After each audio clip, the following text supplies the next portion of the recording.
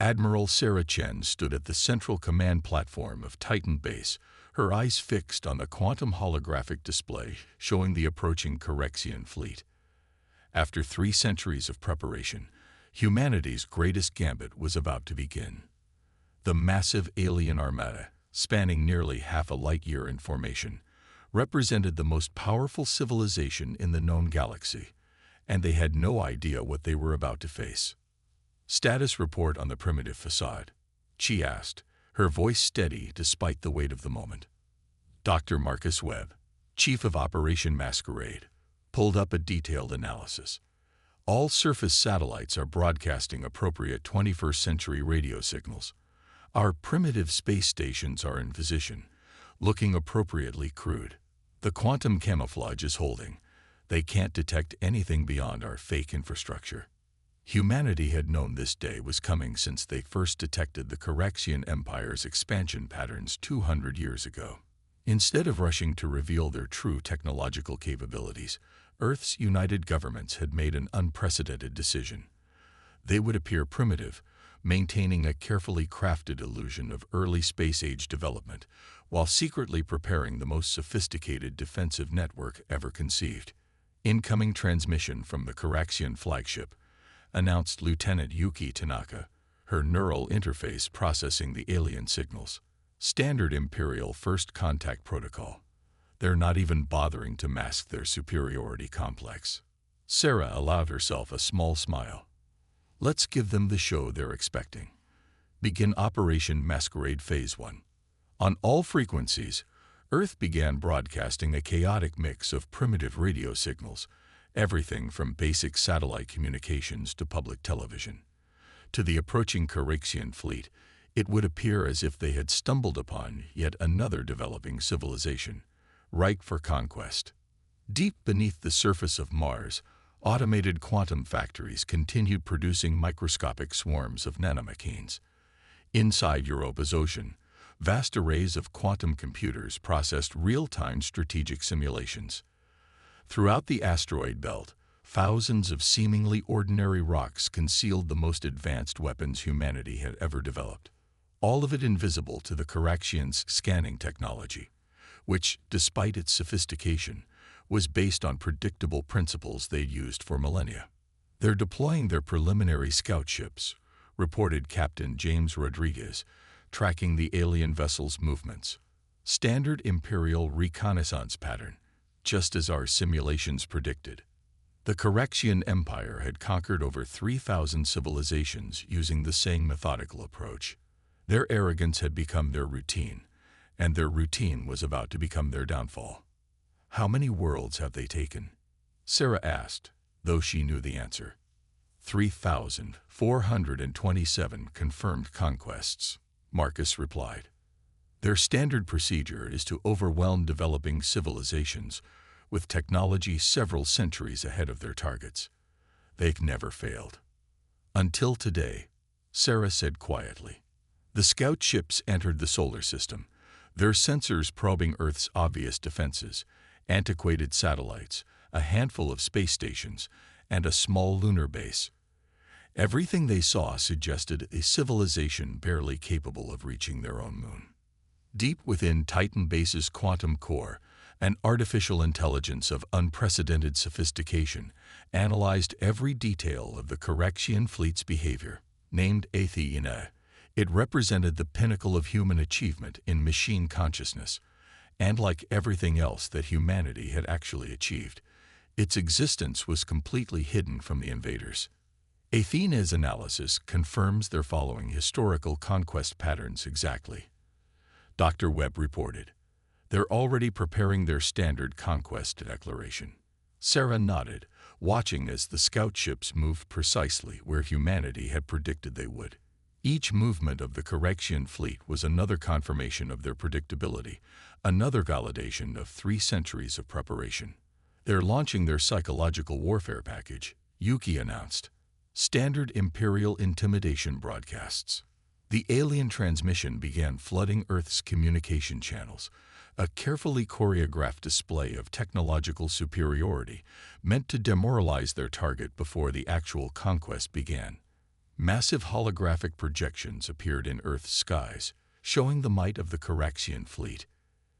If the aliens had been capable of reading human expressions more accurately, they might have noticed something odd about the reactions their display provoked. There was no panic in the command center, no fear of the overwhelming force bearing down upon Earth. Instead, there was only patient anticipation. All underground cities secured? Sarah asked. Confirmed, James responded. 98% of Earth's population is safely below surface level, hidden from their scans. The surface automated systems are maintaining the illusion of normal civilian activity. For 3 centuries, humanity had lived dual lives. Above ground, they maintained the appearance of a typical developing civilization. Below ground, connected by vast networks of quantum-tunneled cities, they had built something unprecedented in the galaxy's history, a civilization that had developed in complete secrecy. Coraxian main fleet approaching final position, Athena's calm voice announced. All systems are ready for Phase 2 initiation. Sarah took a deep breath, thinking of all the generations that had worked in secret for this moment. The Coraxian Empire was about to learn a lesson that would reshape the galaxy. Appearances can be deceiving, and humanity was nothing like the primitive civilization they appeared to be. Send the signal to all commands, she ordered. Operation Masquerade Phase 2 begins in 30 minutes. Let's show them what humanity has been doing for the last 300 years. Around the solar system, hidden weapons platforms began their silent power-up sequences. Quantum-encrypted commands raced through subspace channels that the Coraxians didn't even know existed. Humanity's greatest deception was about to become the galaxy's greatest revelation. High Admiral Kextar of the Coraxian Empire stood proudly on his flagship's command deck, watching the holographic display of yet another primitive world about to join their glorious empire. His scaled crest rippled with satisfaction as the conquest fleet moved into their final attack formation. Preliminary scans confirm, High Admiral. Sub-Commander Vexnil reported. Their technology is barely into their atomic age. Standard conquest protocol is recommended. The massive Coraxian warships began their practice deployment, spreading out in a formation that had conquered thousands of worlds. Their sensors swept Earth's surface, detecting exactly what they expected. Primitive nuclear power plants, basic satellite networks, and rudimentary space stations. In Titan Base, Admiral Chen watched the alien fleet's movement with calculated patience. Athena, begin countdown for synchronized reveal. Countdown initiated, the AI responded. All quantum defense platforms reporting ready. Nanoswarm clouds in optimal position. Solar-wide quantum entanglement network at full capacity.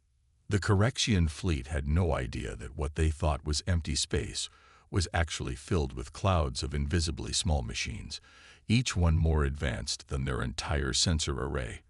Every asteroid, every piece of space debris they casually scanned. Concealed weapons that operated on principles their science hadn't even theorized. Send the wake-up call, Sarah ordered with a slight smile. Across the solar system, humanity's hidden technology began to awaken. What appeared to be simple rocks suddenly shimmered as quantum camouflage fields dropped, revealing sleek weapon platforms. Clouds of nanomachines coalesced into massive geometric structures that defied conventional physics. The seemingly empty space between planets lit up with an intricate web of quantum energy fields. On the Coraxian flagship, alarms began blaring. High Admiral. Vexnil's voice cracked with confusion. Multiple unknown energy signatures appearing throughout the system. Kextar's crest flattened against his skull as he watched the impossible unfold on his command displays. Where moments ago there had been nothing but empty space, now there was everything. Athena. Execute containment protocol, Sarah commanded. The quantum energy web suddenly activated, creating a complex geometric pattern of force fields that effectively divided the Coraxian fleet into isolated segments. Each section of their fleet found itself trapped in a separate quantum bubble, cut off from both communication and movement. Impossible. Kextar roared as his flagship's engine strained against the invisible barrier. Their technology was primitive. We saw it. Transmission from the humans, his communication officer announced, confusion evident in his voice. Admiral Chen's holographic image appeared on the Coraxian command deck. "Hi, Admiral Kextar," she said calmly. "I believe it's time we had an honest conversation about appearances and reality." As she spoke, clouds of nanomachines surrounded each Coraxian vessel, forming into impossibly complex structures that began systematically disabling their weapon systems. The aliens watched in horror as their most advanced technology was dismantled by machines too small to see. 3 centuries ago, Sarah continued, we detected your empire's expansion.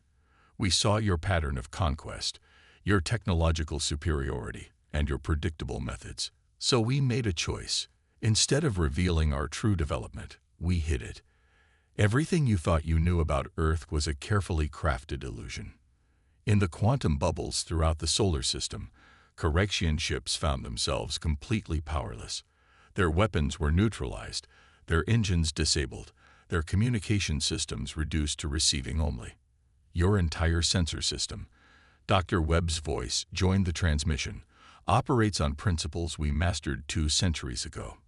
Your quantum field technology. We developed something better while building our underground cities. Those impressive warships.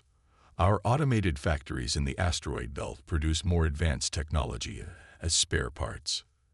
The Coraxian crew watched in stunned silence as their supposedly invincible fleet was systematically neutered by an enemy they had grievously underestimated. Athena, Sarah commanded, demonstrate our point. A single human vessel finally revealed itself, emerging from quantum camouflage near the Coraxian flagship. It was smaller than their smallest scout ship, yet the energy readings it produced caused the alien sensors to shriek in protest. That small ship, Sarah explained, contains more computing power than your entire fleet. Its quantum drive could reduce your flagship to its component atoms with a thought. Its defensive systems make your weapons look like primitive projectile launchers, and we have thousands of them. Kextar's proud posture had crumbled. How did you hide all of this? The same way we've hidden our true cities, our real population, our actual technological level, Sarah replied. We understood something your empire forgot long ago.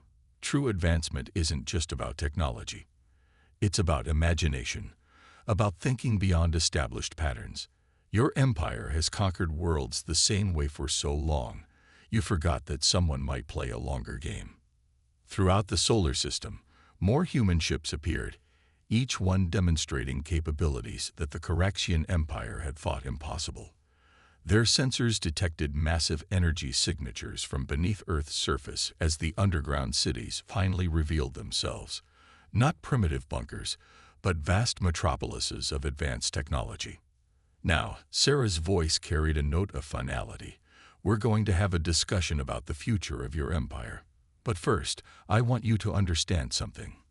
Every world you've conquered, every civilization you've subjugated, they're about to learn what real advanced technology looks like. The age of the Coraxian Empire is over. The age of human innovation is about to begin. As if to emphasize her point, a massive quantum portal opened near Mars, revealing just a glimpse of the vast shipyards humanity had built in subspace. The message was clear. This wasn't just a defensive victory. It was the beginning of a fundamental change in the galaxy's power structure. The spider had finished weaving its web, and the prey had no choice but to acknowledge their complete and utter defeat. The quantum-encrypted transmission spread across the galaxy like a shockwave. On 3,000 subjugated worlds, beings of countless species gathered around communication devices, watching in stunned silence as humanity's message played out. The footage was undeniable. The mighty Coraxian conquest fleet, trapped and powerless in Earth's solar system. Dr. Maya Patel stood before the holographic interface in Titan Base's Psychological Warfare Division, monitoring the ripples of impact across the Coraxian Empire. The transmission has reached 94% of controlled worlds, she reported. Response patterns are exactly as we predicted. Admiral Chen nodded, watching as the real-time data flowed across her neural interface. Athena, begin Phase 3 of the psychological campaign. On the captured Correction flagship, High Admiral Kextar slumped in his command chair, forced to watch as his empire's carefully maintained image of invincibility crumbled. The humans weren't just broadcasting their victory. They were systematically exposing 3 millennia of Correction lies. Your empire, Sarah's voice echoed across the galaxy, was built on a foundation of technological superiority. But that superiority was an illusion. While you stagnated, comfortable in your power, humanity chose a different path. We evolved in secret, advancing not just our technology, but our understanding of progress itself. The broadcast shifted to show the true Earth, vast underground cities that made Correction architecture look primitive, quantum computing networks that processed more data in a second than the entire Imperial database, and manufacturing systems that operated on principles the Correction scientists couldn't even comprehend. On Xarkex Prime, the heart of the Correction Empire, the Imperial Council watched in growing horror as their carefully constructed hierarchy of power began to unravel. The humans weren't just defeating their military. They were dismantling the very foundations of their society. Their psychological warfare is elegant, Dr. Patel observed, studying the reaction patterns. We're not just showing them our superiority. We're making them question everything they believed about their place in the galaxy. The transmission continued, now showing the true nature of humanity's technological development. While your ships still relied on conventional quantum mechanics, Dr. Webb's voice explained, we developed ways to manipulate the fabric of reality itself. While you focused on building bigger weapons, we created systems that made traditional warfare obsolete. In the Centauri sector, the Vexed species, ancient allies of the Corrections, watched their own ships being systematically disabled by invisible clouds of human nanomachines. The message was clear. The balance of power hadn't just shifted. It had been completely redefined. Rebellion reports coming in from the outer sectors. Lieutenant Tanaka announced. The Zorlak Confederation has already declared independence. The Meyerketh Collective is mobilizing their hidden resistance forces. Sarah allowed herself a moment of satisfaction. This was why humanity had waited, had planned so carefully. They weren't just winning a war. They were reshaping the political structure of an entire galaxy. Through quantum-entangled channels that the Corrections couldn't detect, Earth began transmitting technical data to selected resistance movements across the Empire. Not their most advanced technology, but enough to break the Corrections' technological monopoly. Your Empire's greatest weakness, Sarah's transmission continued, wasn't your technology. It was your belief that technological superiority alone guaranteed victory. You never considered that someone might outthink you rather than just outgun you. On thousands of worlds, suppressed scientific communities began receiving carefully chosen packets of human knowledge. The effect was electric. Centuries of enforced technological stagnation began to crumble as new possibilities emerge. Status report from the Rimward sectors, Athena announced, calculating a 78% probability of complete Imperial authority collapse within the next standard month. The psychological impact was devastating. Every past hour brought news of another world declaring independence, another fleet refusing orders, another garrison surrendering to local resistance forces. The Correction Empire had maintained control through fear and technological superiority, both of which were now broken. In Titan Base's Strategic Command Center, Dr. Petal brought up a new analysis. The cascade effect is accelerating. Every successful rebellion encourages 3 more. The Empire's response times are increasing as their command structure breaks down. Sarah watched the Empire's collapse with careful attention. This wasn't just victory. It was validation of humanity's patient strategy. They had known that defeating the Corrections militarily wouldn't be enough. True change required breaking their psychological hold on the galaxy.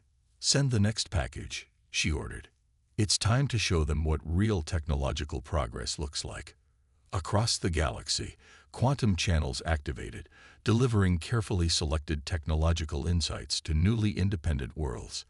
Not enough to make them a threat, but sufficient to ensure they would never again fall under Caraxian domination. On the captured flagship, Kextar received the final transmission from the Imperial Council. The message was brief. The Central Authority was dissolving. 3 millennia of Caraxian dominance were ending not with a grand battle, but with the quiet realization that their power had been an illusion all along. Your empire, Sarah's final broadcast declared, was built on the assumption that none of your subjects could ever match your advancement. That assumption ends today. Welcome to a galaxy where progress isn't controlled by a single species. Welcome to humanity's vision of the future.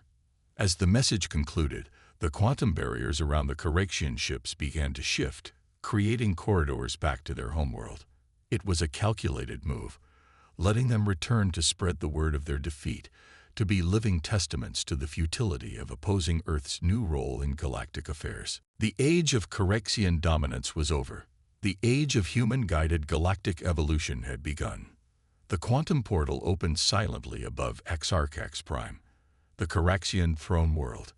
A single human vessel emerged, the HS Prometheus, carrying Admiral Chen and Earth's diplomatic delegation. Its presence in the heart of what was once the most powerful empire in known space served as both an offer of peace and a demonstration of overwhelming superiority. Multiple defensive platforms detected, HFY reported. All inactive. The Caraxian High Command appears to be honoring the ceasefire. Sarah stood at the command center, watching the once mighty Imperial capital through quantum imaging systems. The city-spanning structures that had once symbolized Caraxian dominance now seemed oddly primitive compared to Earth's hidden cities. Begin Phase 4, she ordered. Selective technological distribution begins now. Across the former empire, human ships emerged from quantum space at carefully chosen locations. Each carried teams of scientists, engineers, and diplomatic personnel. Their mission wasn't to conquer, but to guide. To ensure that the power vacuum left by the Caraxian collapse wouldn't lead to chaos.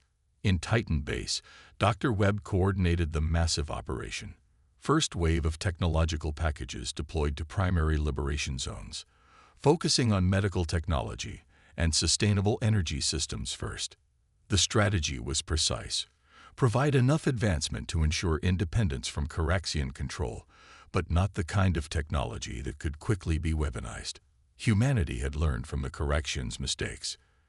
True stability couldn't be maintained through force alone. On Myricath Prime, one of the first worlds to rebel, human engineers helped install quantum power systems that would free the planet from dependence on Caraxian energy supplies. Similar scenes played out across hundreds of worlds as Earth's carefully stockpiled resources were finally put to use. Incoming transmission from the Zorlak Confederation, Lieutenant Tanaka announced. They're requesting assistance with their planetary defense systems. Sarah smiled slightly. The Zorlak, once the Caraxians' most loyal enforcers, had been among the first to recognize the shifting balance of power. Send them Package 7, she ordered. Let's show them what real defensive technology looks like. The human response to the Empire's collapse had been planned for generations.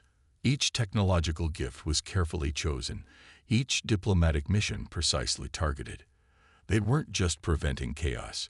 They were reshaping galactic civilization according to a plan centuries in the making. Deep in the Outer Rim, where Caraxian control had always been tenuous, human quantum sensors detected movement. A group of Imperial loyalist ships attempting to maintain their species' dominance through force. Rebel fleet detected in Sector 7, HFY reported. They're targeting former colony worlds. Sarah's response was immediate. Deploy the Sentinel swarms. Clouds of autonomous nanomachines, each swarm guided by a quantum AI, emerged from subspace.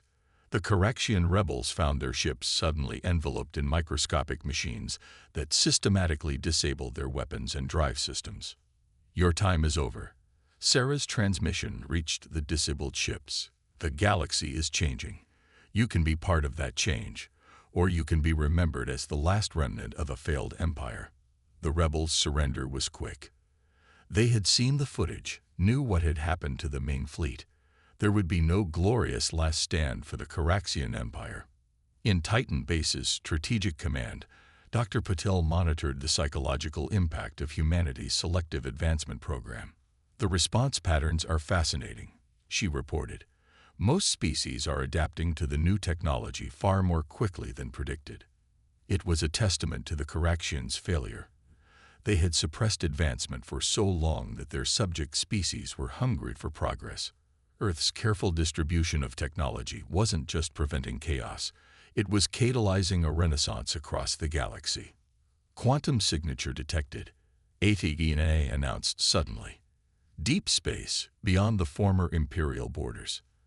The sensors focused on a distant region of space where no known civilization existed.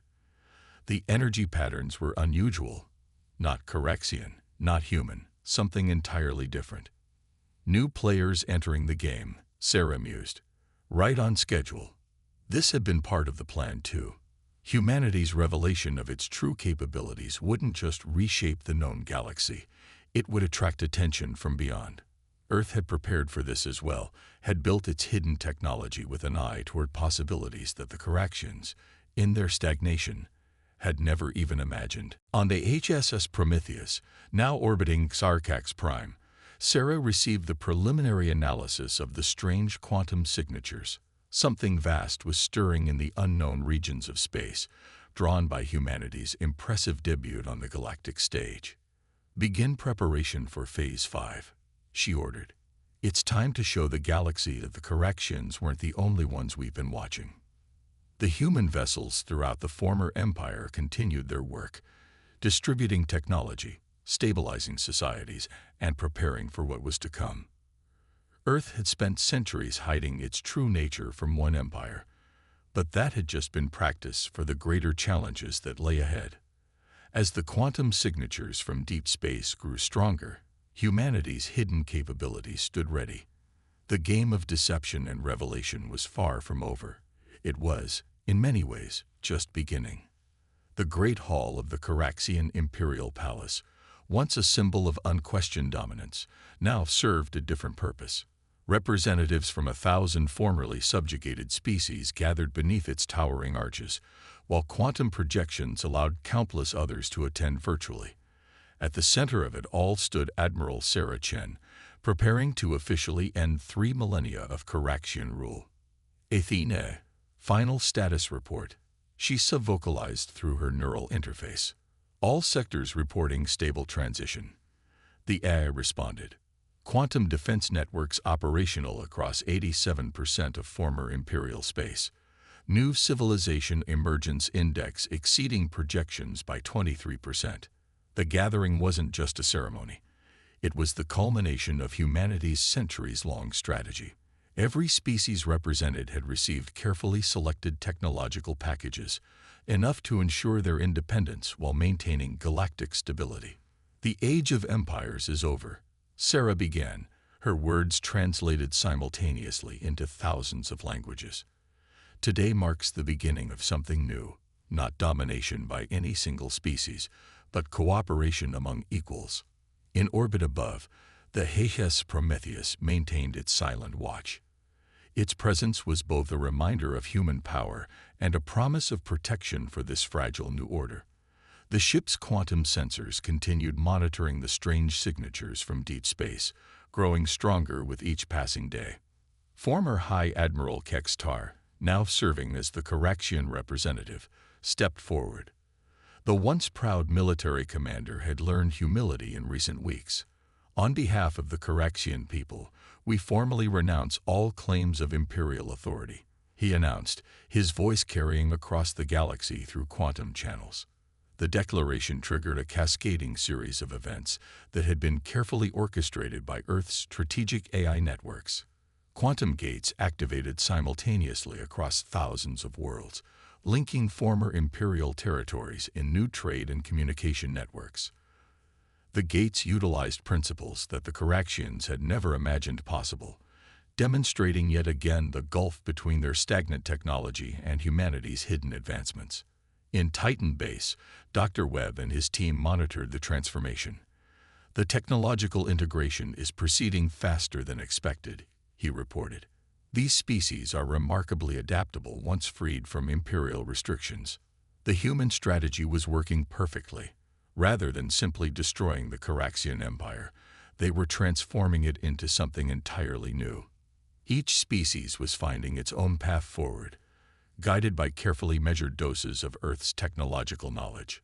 "The deep space signatures are intensifying," HFY announced suddenly. "Multiple quantum fluctuations detected beyond the former Imperial border." Sarah nodded slightly. This too had been anticipated.